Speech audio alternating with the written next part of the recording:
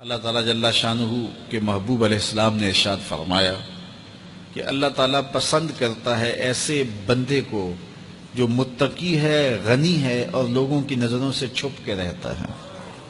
نمایاں ہونے کا اسے شوق نہیں ہے، بلکہ چھپ کے زندگی گزارنے کی آرزو رکھتا ہے، اور متقی ہے، اللہ کی حرام کردہ چیزوں سے بچتا ہے، اور غنی ہے، اللہ نے اس کو جو دیا ہے اس کو راہ خدا میں بانٹتا ہے۔ تین صفتیں جس بندے میں ہیں، متقی ہے، غنی ہے اور مخفی رہنے کا مزاج ہے، میرے حضور فرماتے ہیں وہ ایسا بندہ ہے جس سے رب ہو کے پیار کرتا ہے کہ یہ میرا بندہ ہے۔ تو اپنی زندگی گزارو تقوی کے نور سے، زندگی گزارو خلق خدا کو بانٹتے ہوئے بسر کرو، جو تم کو اللہ نے دیا اس کو بانٹ دو لوگوں میں۔ اور تیسری خوبی کہ لوگوں میں نمایاں ہونے کا، آج کل تو جب سے یہ سیلفی آئی ہیں تو اس شوق کو تو مہمیز لگ گئی ہے نا، یہ تو شوق آسمانوں پہ جا کے چڑھا، ہر بندے کو نمایاں ہونے کا۔ آج تو عمرے بھی کیش ہوتے ہیں، طواف بھی کیش ہوتے ہیں، نمازیں بھی کیش ہوتی ہیں، سجدے بھی کیش ہوتے ہیں، اور انتہا ہو گئی رسول اللہ کے در پہ جو حاضری ادب والی تھی وہ بھی کیش ہو رہی ہے۔ تو اس نے نمائش کے شوق کو آسمان پر پہنچا دیا۔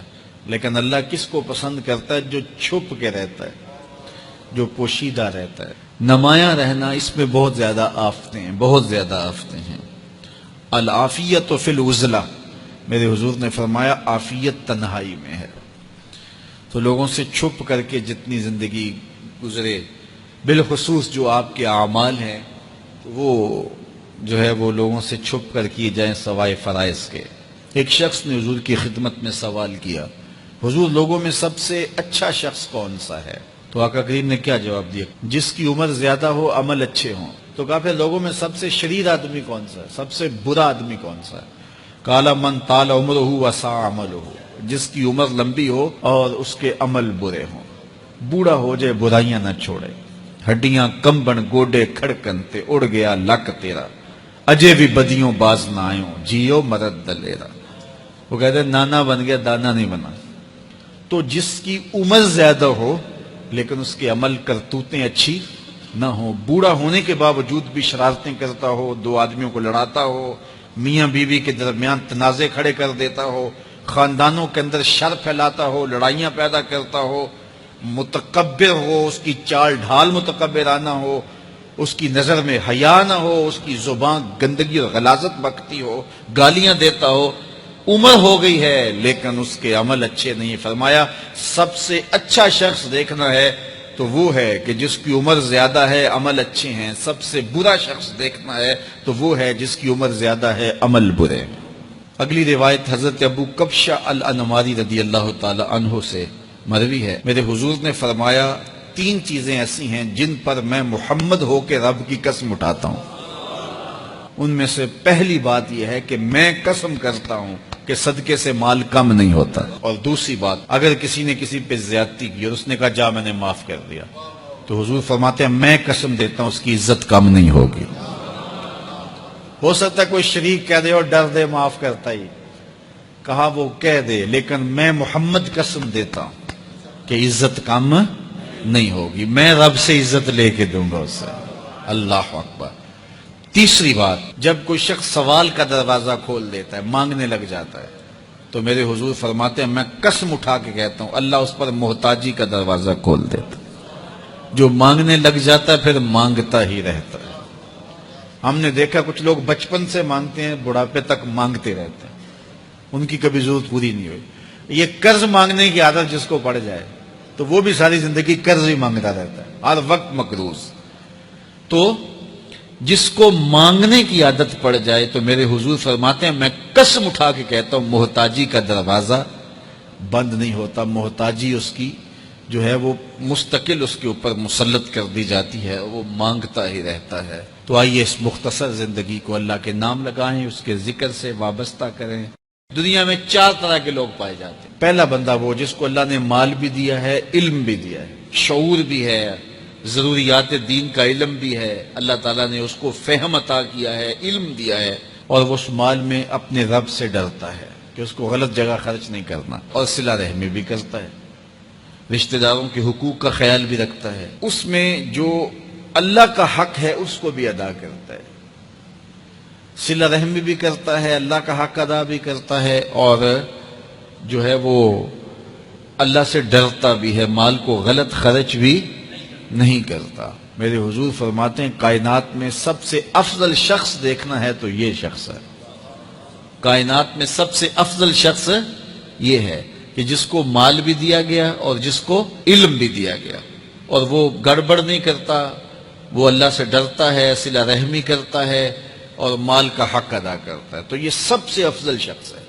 دوسرا وہ شخص جس کے پاس علم تو ہے لیکن مال اس کے پاس نہیں ہے، اور وہ نیت کا بڑا سچا ہے، سچے دل سے کہتا ہے اگر میرے پاس مال ہوتا تو میں فلاں کی طرح عمل کرتا، وہ فلاں کے پاس مال ہے، اس نے مسجد بنوائی ہے، میں بھی بنواتا، اس نے دارالعلوم تعمیر کیا ہے، میں بھی کرتا، اس نے ہاسپٹل بنوایا ہے، میں بھی کرتا، اس نے مخفی انداز سے غریب بچیوں کی شادیاں کی ہیں، یہ کام میں بھی کرتا، اس نے دکھیوں کے کام آیا ہے، مصیبت زدوں کے کام آیا ہے، میں بھی آتا۔ تو وہ کہتا ہے کاش کہ میرے پاس، اور یہ سچے دل سے کہہ رہا ہے، یہ نہیں کہ ہوتا تو پھر یہ اوپر اس میں کہہ رہا ہے ہو تو پھر تیور ہی بدل جاتے ہیں نا۔ صادق کو نیت ہوتا ہے کہ اگر واقعی اس کو وہ نصیب ہو جائے تو وہ وہیں کھڑا نظر آئے، تو حضور فرماتے ہیں وہ ہو بھی سچی نیت والا، سچی نیت والا، اور وہ کہتا ہے اللہ مجھے اگر مال دے میں فلاں کی طرح عمل کروں گا۔ میرے رسول فرماتے ہیں قیامت کے دن جب نامہ اعمال تولا جائے گا دونوں کے عمل برابر ہوں گے، اس نے خرچ کیا اور اس نے صرف نیت کی تو دونوں برابر کھڑے ہوں گے۔ اس نے مسجد بنائی، دارالعلوم بنایا، اس نے بنایا کچھ نہیں تھا، نیت کی تھا، دیکھو نا علم تھا، علم کی وجہ سے نمبر لے گیا۔ کہتا مالک میرے پاس ہوتا میں یوں کرتا، کیا کچھ نہیں، نہ ہوا نہ کیا، لیکن قیامت کے دن جب نامہ اعمال تونے کے برابر کھڑے ہوں گے۔ اچھا، تیسرا شخص جس کو اللہ نے مال دیا ہے لیکن علم نہیں دیا، مال کی فراوانی ہے لیکن علم نہیں ہے، شعور نہیں ہے، جہالت کی وجہ سے وہ مال میں گڑبڑ کرتا ہے اور اپنے رب سے بھی نہیں ڈرتا، ولا یصل رحمہ، اور صلہ رحمی بھی نہیں کرتا، اور اس کے اندر اللہ کا جو حق تھا وہ بھی ادا نہیں کرتا۔ میرے رسول فرماتے ہیں کائنات میں سب سے زیادہ خبیث بندہ دیکھنا ہے تو یہ کھڑا ہے، سب سے زیادہ منزل کے اعتبار سے خبیث ترین شخص یہ کھڑا ہے۔ چوتھا شخص کون سا ہے؟ جس کے پاس علم بھی نہیں ہے، جس کے پاس مال بھی نہیں ہے، اور وہ کہتا ہے کہ اگر میرے پاس مال ہوتا تو میں بھی فلاں کی طرح عیش کرتا، میں بھی یوں موج میلہ کرتا، مستیاں کرتا، شرابوں کے جام لنڈاتا، یوں ناچ گانا کی محفلیں، رقص و سرود کی مجالس منعقد کرتا، میں بھی پھر من کی خوشیاں پوری کرتا۔ تو وہ جہالت کی وجہ سے وہ کہتے ہیں کہ اگر میرے پاس مال ہوتا تو میں بھی اس کی طرح عیش و عشرت کرتا۔ اللہ اکبر! میرے رسول فرماتے ہیں کل قیامت کے دن جب نامہ اعمال تولے جائیں گے تو دونوں ایک ہی جگہ پہ کھڑے ہوں گے، اس نے کیا بھی کچھ نہیں لیکن اس کے ساتھ کھڑا ہوگا۔ اب ان چار لوگوں میں سے کسی ایک جگہ تو کھڑا ہونا ہے ہم نے، جس کو اللہ نے مال بھی دیا ہے، علم بھی دیا ہے، تو وہ کہاں کھڑا ہوتا ہے؟ اور جس کے پاس علم ہے مال نہیں، جس کے پاس مال ہے علم نہیں، جس کے پاس نہ علم ہے نہ مال ہے، تو ہم میں سے ہر شخص کسی ایک پوزیشن میں تو ہے۔